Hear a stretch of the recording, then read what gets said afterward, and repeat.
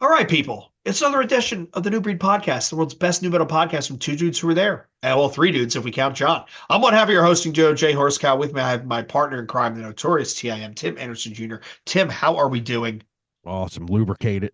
Just like you Tim is said, feeling good. Tim is lubricated. We're doing good. And joining us once again, the irregular regular, Mr. John Detox from the snowy bowels of New England. John, how are we doing? Well, actually, no, it's warm today, so I can't complain. It's warm, but there's still snow on the ground. Yeah, for Fair another, enough. then it's just going to be wet for a month. Yes, yes. Soggy. It's gonna be like 70 something next Monday. I'm not ready for this 83 yet. Wednesday.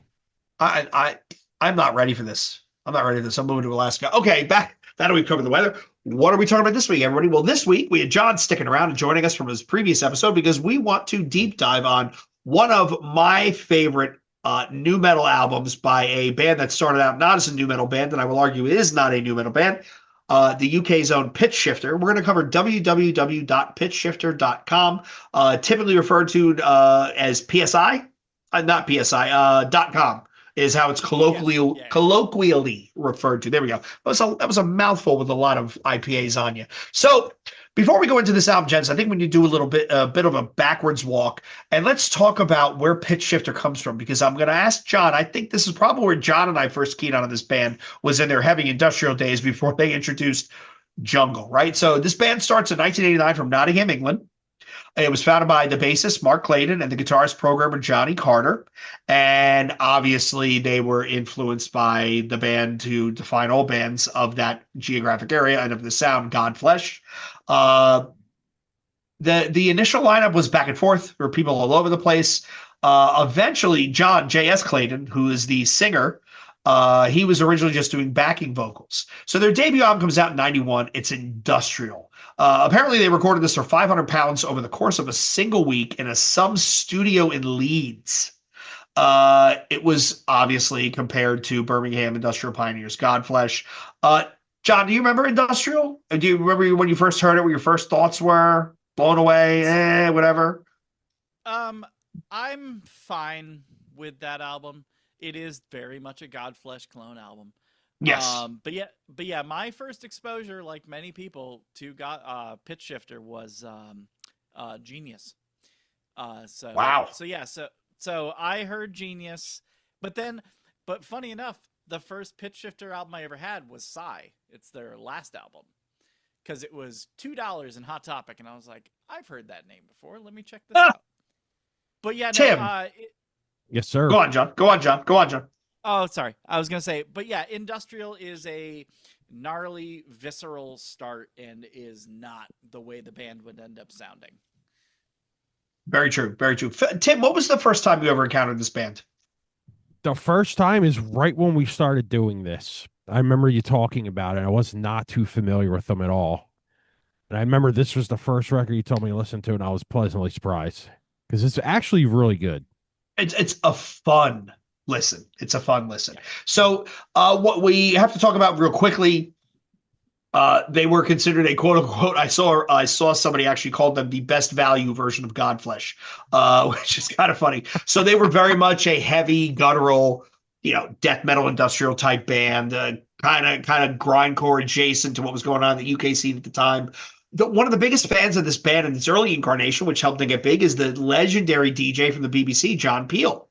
So he did Peel sessions with them, which for those of you that don't know, a lot of artists have done the Peel sessions where they go in and they record in a studio, in the radio studio with John Peel. I believe Napalm Death has done it. I believe Extreme Noise Terror has done it. So there are a lot of bands that have done the Peel sessions. They did sessions with them between 91 and 93. And you can hear, if you go back and listen to stuff, you can hear their sound starting to hone in on that. Like there's that jackhammer of a rhythm that they keep, which is very, very industrial. But you can hear them solidifying that sound before they move to like the breakbeat stuff that they do and Yeah. .com.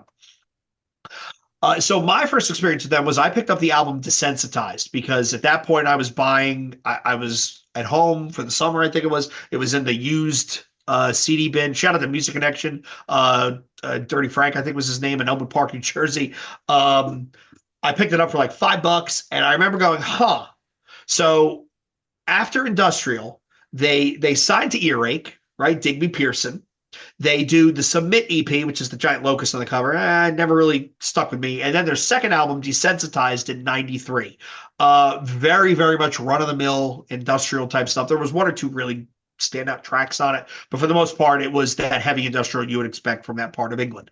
I first come across them truly in '96 with Infotainment. So at this point, they're signed to Earache. They're starting to get into more rock elements. There's some brighter chugging which goes with it. And the guitarist, longtime guitarist at the time, is this guy by the name of Stuart Toolin, who ends up leaving. Johnny Carter remains as the guy who was just doing guitar and programming work. Tim, have you heard Infotainment? I think I have, but I can't remember what it sounds like. I would think we've talked about it. John, your thoughts, Infotainment? Kill, eat, exploit the weak. Yes. I adore Infotainment. And Infotainment's my favorite of their early albums. Agreed. There's people will say that it's a clone of what was going on in the industrial time. I don't care. It's a fun record. Kill, eat, exploit the weak. There's the one song with the wild bass intro, dump and bum bum bum bum bum bum bum. They Is that Whiteout? It might be Whiteout or Virus, maybe, or product placement. Okay, yeah. There's some great stuff, and they were one of the first bands at the end of that album. They have a whole bunch of samples that they released to everybody that said, "Hey, sample it, remix it, play with it, whatever." Really, really fun stuff. The band turns a corner though when we get to this album, when we get to .com. So on Infotainment, you had tracks like Virus, you had tracks like Underachiever. These are still played live today. Very, very healthy integration of electronic and metal. But where industrial music is using, they're bringing in that very thud-based, clodding type of thump. These guys are looking at breakbeats, and they're looking at the really fast snare, drum and bass type work, Diesel Boy, right? The stuff that was coming out at the time. This is what makes them start to stand out from their peers and their contemporaries. And when they move from, I would argue on this album, they moved from an industrial band to truly a nu metal band because they were doing some really wild stuff. Yeah. I didn't know. I knew they were signed to Earache, and then they ended up on Geffen. I did some digging, and I came to find out that they basically held Earache hostage. Digby Pearson is quoted as calling the band's move an act of professional betrayal, claiming they blagged, his term, their way onto the label and engineered an underhanded move to Geffen Records. And according to Pearson, Digby's talk, their relationship soured when the band ousted Stuart Toolin, the guitarist, and J.S. Clayton became the band's primary leader. And if you think about it, this was the only move the band had left to make, right? Their sound's getting bigger. They want to do some different things. Earache is Earache. You know, I mean, like Earache is what would we compare it to as far as another long-running indie label that's always going to be what it is?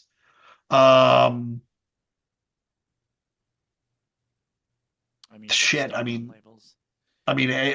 like a maggot stomp of modern day, or Days, right? Flat Spot. They have a niche. They play to the niche. They're not looking to grow big and get huge. They're just looking to do their thing in their lane, and they do it very, very well. And Earache was only going to take them so far. They needed to move to a bigger major in order to get some more exposure. Yeah. And I mean, Geffen. Right. And in the late 90s, you have electronica trying to become a big thing, right? The Chemical Brothers, all this sort of stuff is coming out. Fatboy Slim. You have Sneaker Pimps and all these sort of things. You have the Spawn soundtrack. The rock-tronica sound is going to be the next thing that these labels are trying to push. Why wouldn't they go to somewhere who can support them? Especially with the Prodigy rising up around the same time. Yes. That's the album, Tim. We keep forgetting the deep dive because that one is a Fat of the Land is an absolute gem. So, recording was apparently, they went across, how many studios here? 1, 2, 3, 4 different studios, two different continents throughout 97. They recorded at the PSI studios in Nottingham, Protocol Studios in London, and the Machine Shop in Hoboken, New Jersey, which is kind of wild. they decided, as they were doing their recording journey, they decided to work with the American producer Machine, who is actually the one who produces and gets that aggressive sound. And he was apparently the one who really, really pushed them to integrate that live percussion with the program drums. You know, like please, cutting ahead, "Please Sir" is the best song on the album. It starts with the drum and bass breakbeat, and then it comes into live drumming. Like it's unbelievable. And apparently the creative process for this was really, really tense. The major label was up their rear end. It was giving them deadlines. And then they had the technical challenge of actually writing the music that would work. And if for those that haven't heard this album, when you listen to the singer, his vocals comes off as interesting, right? Different. And apparently one of the things that they did was they used heavy distortion and pitch shifting, pardon the pun, to give Janice Clayton's voice that robotic, almost snarky, sardonic quality that it actually really works for them. Like it really works for them. And apparently another thing that they pushed on, which was painful, was they were trying to make every part of the mix equal, meaning that you didn't have the guitars and the drums overriding the synthesizers and the programming. They tried to get them all in the mix at the same level, so you didn't have one thing overpowering the other, which is kind of cool. Which is really kind of cool. I mean, we don't need to go into the gear that they use, but I found I found an article which talked just about the computers, synthesizers, the instruments they use, what they use to process signals, all the kind of mics. Really kind of interesting. They had a session drummer by the name of Keith York play on the album, along with the permanent recruitment of guitarist Jim Davies, who was the Prodigy live touring guitarist. Before that, he understood how to tie rock and dance music together, rock and electronic music together, which helped the band get to that verse, chorus, verse songwriting, which I think worked wonders for them. Okay, now let's dive in a little bit to the album itself. Best song on the album, Tim? Your favorite? Dude, I'll have to think about that until we're done. Okay. I will tell you, though, I think you're wrong on the second song, though. Okay, hold on. We're gonna come back to that. We're gonna come to my turn. John? Either Microwaved or Please Sir. Okay. I think Please Sir is the best song on the album, but to get back to what Tim was just saying, if you've been listening to the show for more than a week, you know that Tim and I talk about how the true test of any album is to go directly to the second song. And if the second song is a monster, the whole album is a monster because it's not first, it's not third, it's not buried in the sequencing. Secondhand doesn't do much for me. It's okay. I listened to preparing for this before we hit record, and I was like, I don't think this song is bad at all. It's not bad, but it's bookended by Microwaved and Genius, right? Yeah. Which are the two songs they played on MTV Spring Break '98. It's Civilized is then. Then you have Civilized, Subject to Status, Please Sir, yes. What You See Is What You Get, Please Sir, and then Disposable. I mean, I just think it's not a bad song. I wouldn't have put it this high up. I think Please Sir is the best song on the album. It's buried in the second half. Yeah, 14 tracks. God damn. Well, wasn't the last one just the samples? Yeah. But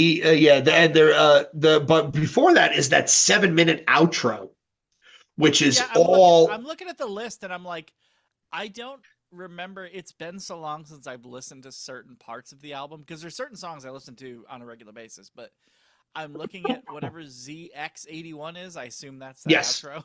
Yes, that it's almost all electronic too. What's in it for me is the last one. I can fully be like, yeah, no, I listen to that on a regular basis. I don't remember what I Don't Like It is. I don't like it. Okay.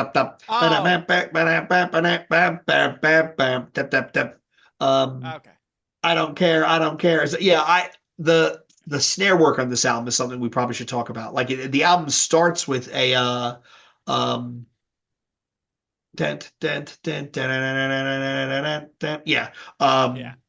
you hear a lot of the Amen break.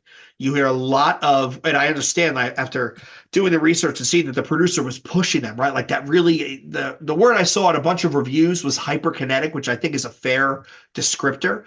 It's really, really, really fast jungle type stuff matched in with a live band, which is Yeah. awesome. Awesome. Genius and Microwave are the two songs that basically define this album. Genius was 130 BPM. The bass line is what drives it. It shows up on Test Drive 5, which we're going to talk about the importance of video games for this album in a minute. Microwave is again the staccato, the sorry, excuse me. All the staccato drumming. You had the guitar parts that were really kind of wild, and J.S. Clayton just sounds snarky the whole album. Like he sounds like he's sneering down his nose at you for not seeing what he sees, which is really, really cool. And what you see is what you get, right? That tempo is pushed. There's a lot of really great snare work. That's the song that probably most sounds like drum and bass. Please Sir is the best song of the album, and I Will Die on That Hill. The interesting thing about Please Sir, if you listen to it on a pair of headphones, it actually pans back and forth, which at certain points it goes right to left, which you don't pick it up on a speaker. But it is interesting to hear headphone-wise. And Disposable is the song that opens with an acoustic guitar, and it's the most unlike everything else on the album. Yes. So, question, have either of you guys seen them live ever? No. I wish Mel? I had. Tim? Never. I had tickets to see them open for the Deftones at the Roseland with Quicksand. Jesus. And my clutch went out on the New Jersey Turnpike, and I never made it to the show. Of course it would. But in hindsight, I'm like, why would I go to the Roseland and not Electric Factory? Because the same tour played in Philly. Sometimes I think younger Jay was kind of really stupid. I don't think I know. I know it was stupid. Well, no, we ended up going back home and getting drunk because I couldn't do anything. Another thing about Pitchshifter I think we should probably think about is this was a distinctly British approach to nu metal. Would you agree with that, John? Would you agree with that statement? Yeah, I still have a heart like there's a point where I consider Pitchshifter a nu metal band, and then there's points where I don't. I think they blend it so well where it's like if you took a Venn diagram of nu metal, industrial rock, and drum and bass and kind of meshed them all together, they meet somewhere in the midpoint, but sometimes they spike out. But yeah, no, it is the British snarky answer to nu metal for sure. Them, bands like Clawfinger, 1 Minute Silence, stuff like that. Oh God. Yeah, Ooh. there's 1 Minute Silence isn't great. But, they had some moments. There was some couple of good tracks. I love I Wear My Skin, and then that kind of is it. But yeah, there's definitely a snarkiness to some of those bands that a lot of the American bands didn't have. Whereas I am really glad bands did have pomp sometimes, like your Olympus, Head PE. I like the fact, John, you brought up the Prodigy because they were basically contemporaries of the Prodigy at the same time, whereas the Prodigy went more mainstream, went more sonically acceptable pop music almost on their side. Pitchshifter leaned into their industrial roots, right? And they leaned into the whole punk rock aesthetic that they came from. And there was a lot of social commentary in this album. If you read the lyrics, it's a lot of almost, Sex Pistols punk rock-esque raging at the government and society and how things don't really work for the lower man. And it's not it's actually fascinating, but they were doing something different. So they have punk rock based lyrics. They have a drum and bass breakbeat sound. They have this really fast blend of guitars and drums, which is hyper specific, but very staccato. They were a band unique unto themselves. I remember, Tim, I think we did an episode of Nu Metal or Not, and this band came up, and I believe it devolved into an argument. Yeah, pretty much. I think a we lot argued. of them bands came to that. And I don't even know if that one's on video. I think that might just be audio only. Really? It's just you two fighting.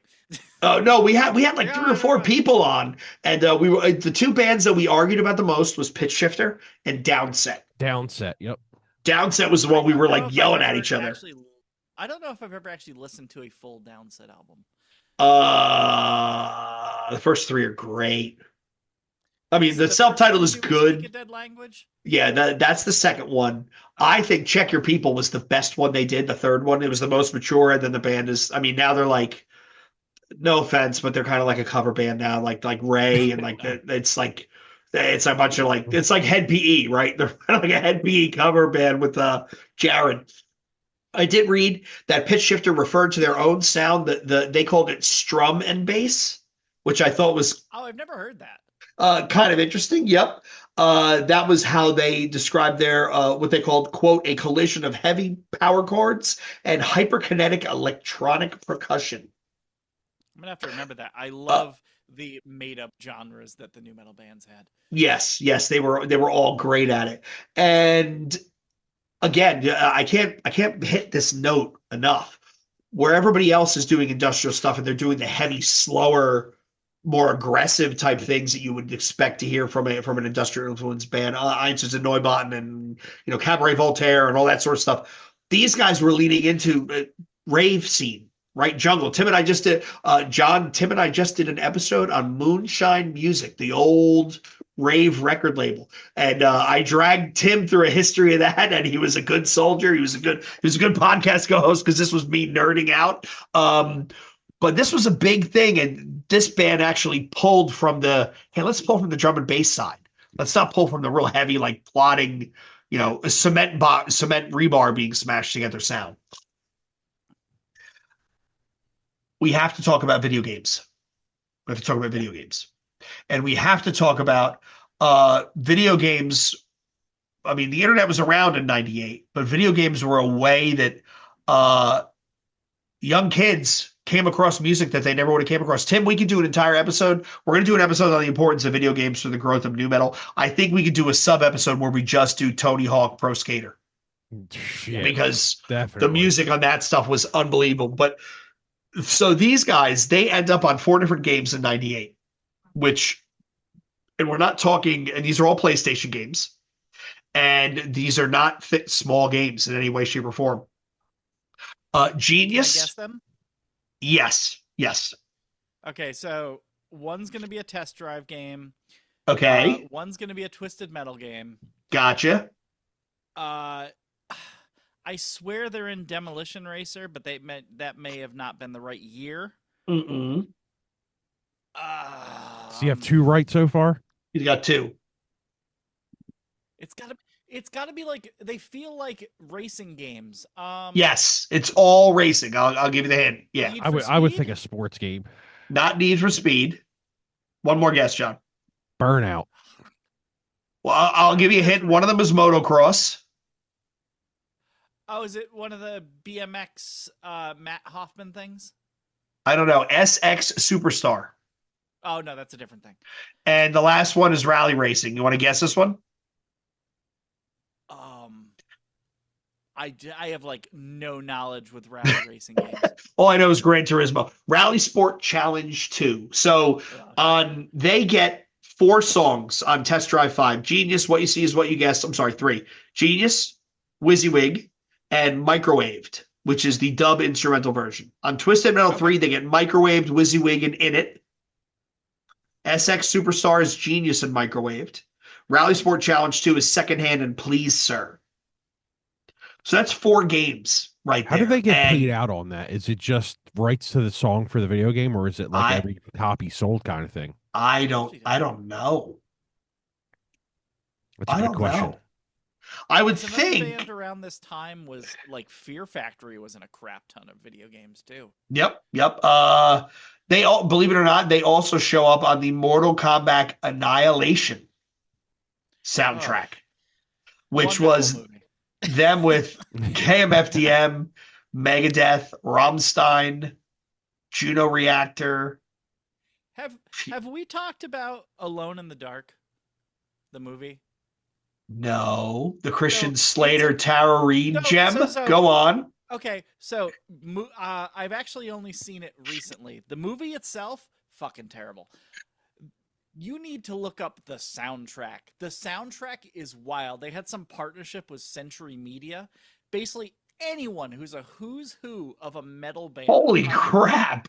Strapping Young Lad, Nevermore, Dew Scented, Cataclysm, Arch Enemy, Dimmu Borgir. This All is those bands insane. are on Tim, it's so like first of all, a this movie, metal for the masses thing. John is Send it right. in the chat. John is right. This movie is terrible. On this 2-disc soundtrack, Tim, 2-disc, Dimmu Borgir, Shadows Fall, Fear Factory, In Flames, Strapping Young Lag, Agnostic Front, God Forbid, Chimera, Dark Tranquility, Exodus, Machine Head, Soilwork, Lacuna Coil, Dillinger, Meshuggah, Nightwish, Cradle of Filth. Disc God 1. damn. Disc 2. This is where it gets really interesting. Arch Enemy, Death Angel, Diecast, Fireball Ministry, Heaven Shall Burn, Hypocrisy, Mastodon with Neil Fallon from Clutch, Misery Index, Nemic, Dew Scented, Suffocation, Raunchy, Cataclysm, Bloodbath, All Shall Perish, Bleed the Sky, Samael, Dying Fetus, and The Haunted. You know who doesn't? Jesus. The idea that Dew Scented is on a movie soundtrack is the funniest thing in the world to me. Jesus. You know who doesn't get enough credit as a band is Raunchy. That band is fucking great. Raunchy's really, really good. Yeah. Are they? They're great. Yes. Yeah. Yeah, they're super, like, they're hard hitting, but they're really catchy. Yeah. They should have been one of the bands that got elevated when, like, In Flames and those bands were starting to, like, rise up. Raunchy should have gone up too, but Yeah. They're them few albums are pretty much In Flames clones of like Reroute and Reroute, and like Soilworks, Natural Born Chaos. Really? Like, them records Yeah. are great, dude. Yeah, they're really good. Yeah, you think like you hear the name and you're like, ugh, that's stupid. But dude, them records are so good, man. Let me find the one record that's really good. I remember renting this movie from Blockbuster and making my wife sit through it, and it was terrible. And well, we got to give credit where credit's due. In their own defense, I am a big fan of Uwe Boll, and this is one of Uwe Boll's movies, aka his catalog is referred to as Boll Movements, and I'm a big fan. He turned every video game into a shitty movie. What was the one? It was the first-person shooter that he turned into a House of movie. the Dead. John, have you seen that? Funniest? Yes, I've seen 3 Uwe Boll movies. I've seen House of the Dead, I've seen Blood Rain, and I've seen Alone in the Dark. And I loved that Blood Rain for no reason whatsoever. 3 points in that movie. They're like, oh yeah, by the way, vampire lady, topless, go. And, the sex scene where she's riding the guy in the jail. What is happening? When I saw House of the Dead, right, which was the game based on the gun shooter, there's a line where Jürgen Prochnow, right, this Oscar-winning Jürgen Prochnow, right, I'm pretty sure he won an award for Das Boot. He plays the boat captain, and at one point he reprimands the young kids, and one of the kids goes, what does he think he is, some sort of U-boat captain? I burst out laughing, and my wife is looking at me, and she says, this movie is terrible. Why are you laughing? And I looked at her, I said, if I try to explain this to you, you're just going to think I'm a bigger dork than I am now, so just take it as it is. Like, yeah. His net worth as of 2023 is $10 million. God bless. When they first introduce the characters on the island when they're fighting the zombies, and it stops and does a like a pan around to show their stats, I was dying.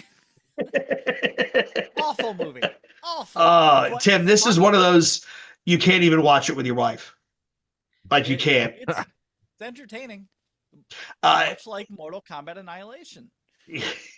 It's just, oh God, it's just bad. All right, anyway, back to Pitchshifter. So they're on these music soundtracks. This really helps them to blow up.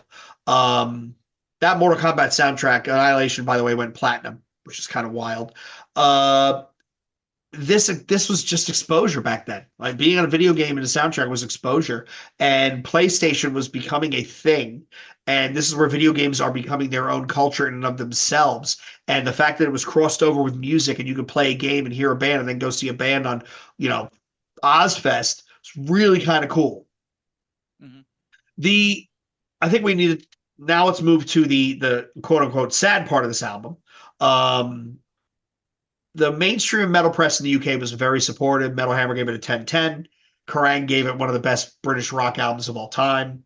They said the band was fearlessly creative, and the major label debut did nothing to get in the way of this band's political leanings.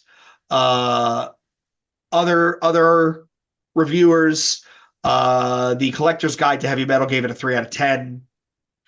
Metal Archives, reviewers on platforms such as Metal Archives, right? I found this article, claimed that while production was superior to Infotainment, the songwriting disimproved. I don't know if I agree with that.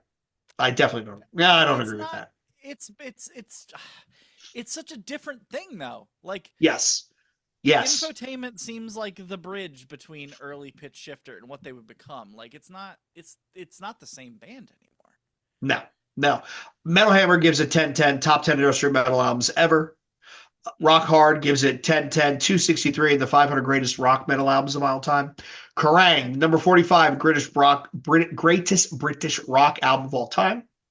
Collector's Guide gave it a 3/10. Pitchfork gave it a 5.2 out of 10. Pitchfork was around back then? Fuck Pitchfork. I just read a book titled, hold on, This Isn't Happening, which is the story behind Radiohead's Kid A.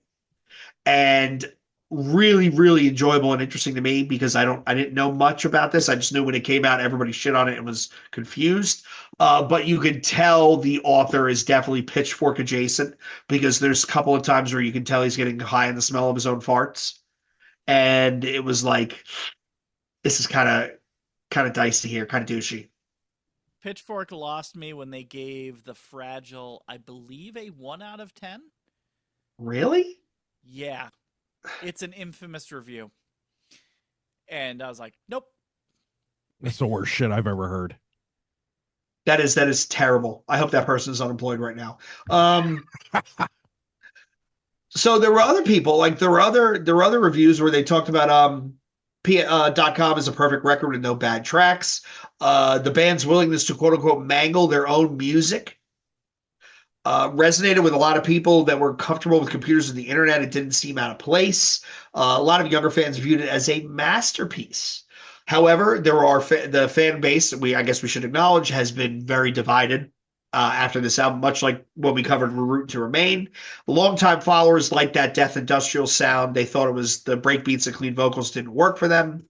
They thought this sounded very odd, didn't have the same granularity, whereas the younger fans were like, hey, this is kind of new and kind of different, and we're kind of here for it. This is really kind of wild.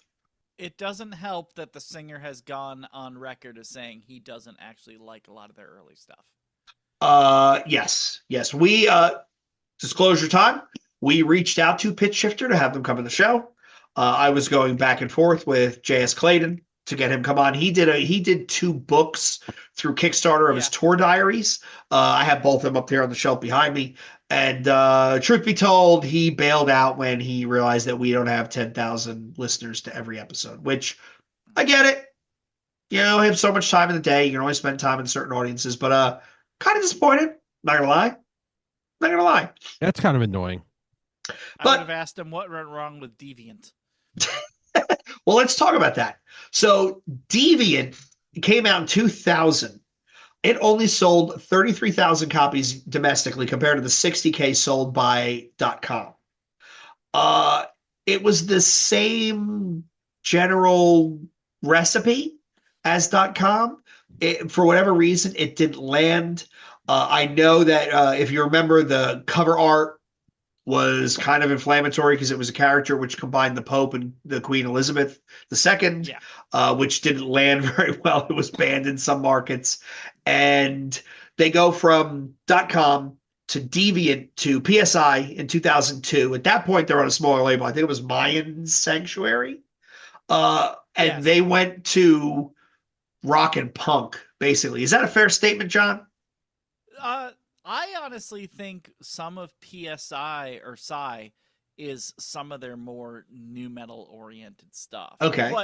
But they had kind of started to really drop the industrial and breakbeat parts. Like there's still parts of it in Deviant, although you can tell that album kind of suffers from production issues.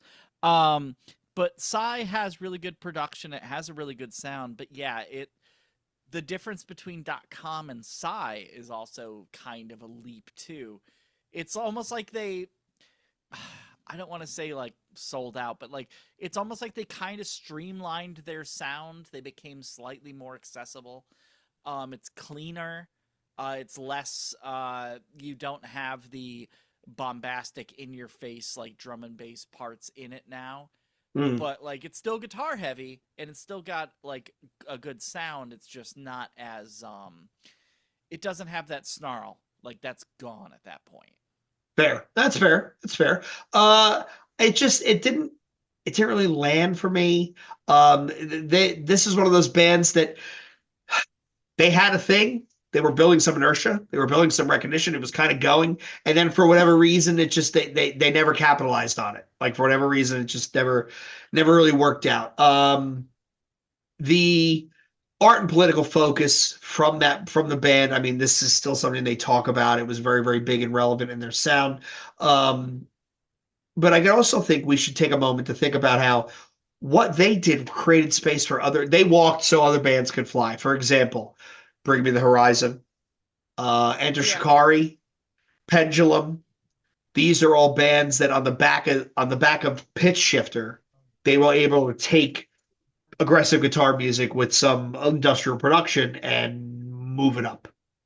And they apparently did a 20th anniversary tour in 2018 for this album. Kind of sad that they didn't come to the States. I missed it. Yeah, and I think all their reunion stuff has been strictly in Europe. Yeah, Like it's all festival things over I there. think you're right. It's all UK type stuff. To take it home, they topped out with 60,000 copies. It's the best-selling album they ever released in the United States. Landed in the top 75 singles in the UK for Genius and Microwaved. The biggest show they ever played was 60,000 people at the Milton Keynes Bowl. And they .com is the most popular Pitchshifter album on contemporary streaming platforms. So on all the Makes platforms where you can stream it, it is their most popular. They actually, I read a closing quote where they blagged their way onto a big label. They were able to blag their way through a bunch of different industry stuff and able to land themselves where they landed. And they had a hell of a lot of ambition. They had a really good management team. And while it did create friction, it got them where they needed to go. It just never. That next album didn't translate in the way that a lot of us diehard fans would have liked it to, and they don't end up my brain is saying, well, it's a cultural anachronism, but it's not. It was just a sign of the times that there were bands that got a little ballsy, were willing to do some different things. Actually, some of them it worked out, and some of it was terrible. Yeah, they didn't. Yeah, they needed a big follow up for .com, and it didn't happen. Are you familiar with Apartment 26? Yes. I love that record. Their first album very much reminds me of what the follow-up to .com should have been. That's fair. Like even though it like Apartment 26 never got super popular, like it's got that sound and it like elevates it a little bit. Like it keeps the drum and bass stuff, but it goes like hard nu metal sometimes. What is that called? Yeah. Hallucid something? Hallucinating's the first one. That's right. Wasn't that Tim? You actually got that into the quarterfinals, right? I love when we that did record. we did a third wave nu metal May Madness. So we did a brackets, like a March Madness of all third wave nu metal bands, and they were one of the, I think they were a quarterfinalist in the Indigo Ranch Conference. Okay. Yeah, that's a great record. Tim was a big fan. Yeah, love that record. Who were they matched up against tournament? first round? Who won? Well, it was the finals was Down the Sun and American Head Charge. Oh Jesus! And Tim and I could not pick a winner. We threw it out to the audience, and if I remember, Tim, keep me honest. Based upon the YouTube comments, it was kind of neck and neck, right? Yeah, pretty much. Both those albums are really good. Yes. Yeah. I think the American Head Charge has like, I don't even want to say that because Down the Sun is just as heavy in my opinion. But the American Head Charge it has more of a identity almost. Yeah. Like there's a bit more variety on the American Head Charge album. Whereas like there is some stuff on the Down the Sun one, but 3 songs into the Down the Sun one, you kind of know what you're going to get. Whereas the American Head Charge one does have some surprises later on. Yeah, That's fair. It's fair. So let's wrap this one up, gents. I got my favorite song. Okay. I've been listening as we're talking just to get a little refresh. It's definitely Civilized. Civilized is a good one. The drums in that. Boom, boom, boom, bam, bam, bam, boom, boom, boom, bam, bam, bam, boom, boom, boom, boom, boom. Yeah, that's the thing that sticks out for me. I thought you were gonna go as like, what's in it for me, or like go with a deep cut. Subject to status. So if we're gonna wrap this one, I'm gonna take this one home. This album is probably the band and specifically this record's legacy. I guess we can define it by its contradictions. It was a major label product that still had a socio-political edge. It was very punk rock in that nature. Excuse me. It was also a metal album that basically abandoned traditional metal riffs for drum and bass. And if you look at when it came out in '98, this was a very technologically savvy band doing a very technologically forward album at a time where they were literally ahead of the curve. You wait 2 years to when the internet truly explodes, I think this thing would have been even more massive, I think. Funny true story, they no longer own the domain to www.pitchshifter.com. They actually said that. They said that the maintenance, I read a quote by J.S. Clayton where he said the maintenance was such a pain in the ass. They couldn't, it was too much work. It was too much work to actually maintain the URL. They've got a pretty heavy-handed Bandcamp page where they've been like uploading and yes, sale all the old demos, all the B-side, like live concerts and whole stuff like that. They have a whole crap ton of B-sides. They have a crap ton of live albums. So if you everyone even look up Horse Cow on Bandcamp, you'll find me. If you look at my collection, I think almost all of their live albums I've bought.